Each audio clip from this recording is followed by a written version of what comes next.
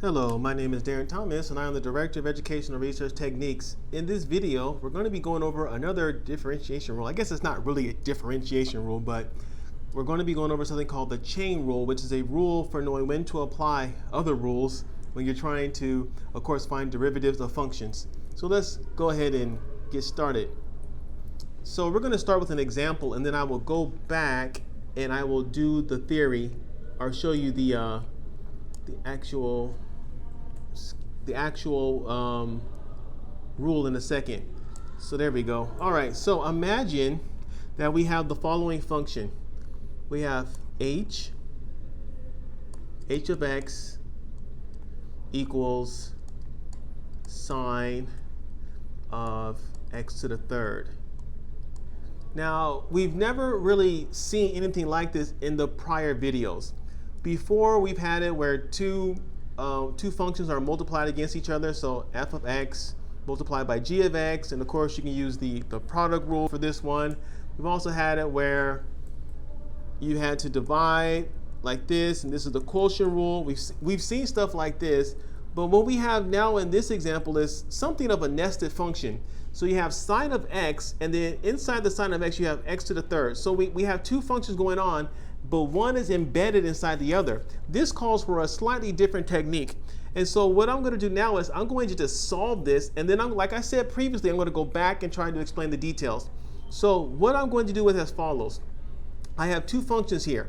So let's see here. This is h of x. So we're going to call this guy here f of x, and then inside f of x we're going to call this guy g of x. So that's what we're going to do. So what I'm going to do first is I'm going to deal with f of x. I'm going to find the derivative of that, and I'm not going to do anything to the x to the third. So we know from a prior video that the derivative for sine is cosine. So the first thing I do is I just deal with that, cosine. Now I don't do anything to my g of x function. I just take it as it is, x to the third. And now to complete this, what I do now is the following. I find the derivative of x to the 3. And so that's going to be on the outside here. And you guys know that using the power rule is going to be 3x to the second. And this is the answer right here. And this is an example of what we call the chain rule.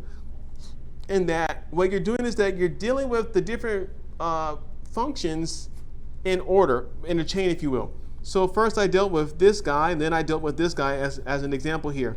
And so essentially what happened is that, you look at the sine first. And then after you deal with the sine, you deal with the x to the third. And that's kind of the order that we did things in. So this was first and this was second. But the reason that we do it like this is because this allows you to take it step by step and find the proper answer. Because essentially what's happening is that I'm only dealing with the sine, and the x to the third is just tagging along. Because this is one whole function by itself, because g of x is inside f of x. All right? But then I'm not done yet. I then have to deal with g of x separately, or in my specific example, x to the third.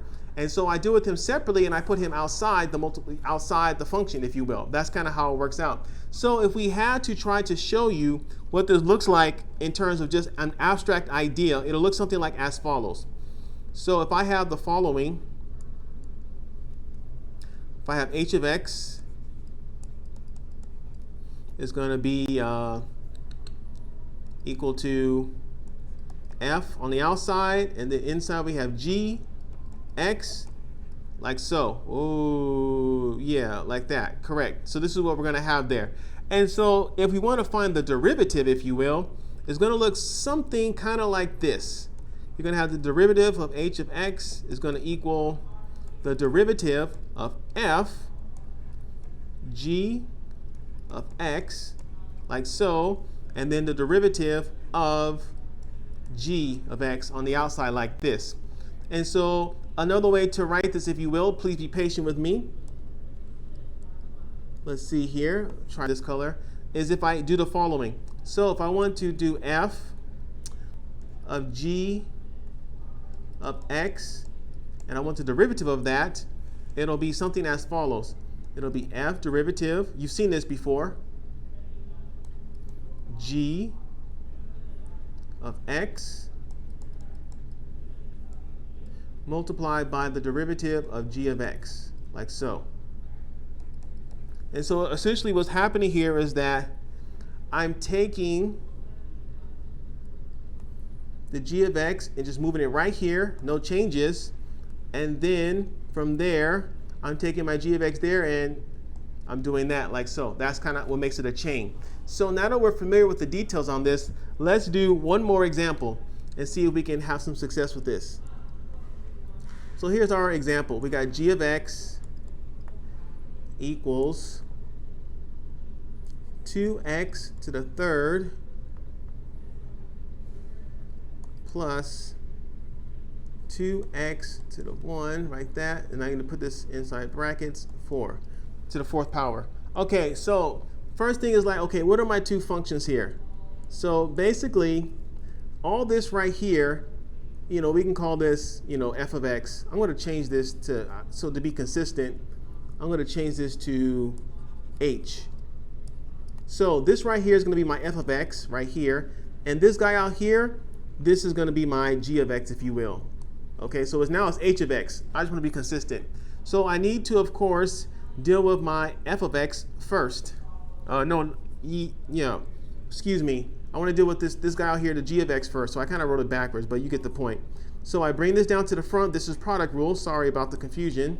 And so I got 4 to the 2x to the third power plus 2x minus 1. Raise that to the third power. Okay, so notice how I didn't do anything to the information inside the parentheses. I just left that alone. Now I have to deal with my f of x here, and so I have to find the derivative of 2x to the third plus 2x minus 1. And so that's going to be, again, we use the product rule and the constant rule, if you will. I bring this 3 down. 3 times 2 is 6. So I got 6x squared, because I subtract 1, plus 2. That's it. And the minus 1 disappears. Whenever you have a constant, it becomes 0. And this is our answer for our second example here. Again, it's not that complicated. It's all about knowing when to do something and when not to do something. And when you're first learning this, it can be really confusing to know what the steps are, but with practice, it gets easier.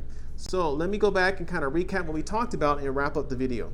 Okay, so in this video, we took a look at the chain rule. And the chain rule is basically the steps you use to deal with, you know, nested functions. We have a function inside a function, if you will. And so our first example here was sine x to the third. And so you can see clearly here that we have two functions. We have our sine function right here, and then we have our x to the third function. And so you take it one piece at a time. So you start with the most outer function, if you will, and you work your way inside, if you will. That's what makes it a chain, from outside to inside. So our most outside function was sine. That becomes cosine because that's the derivative of sine.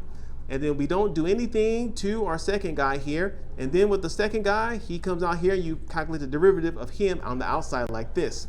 And of course, everything is multiplied together. And then in our second example, it's more of the same.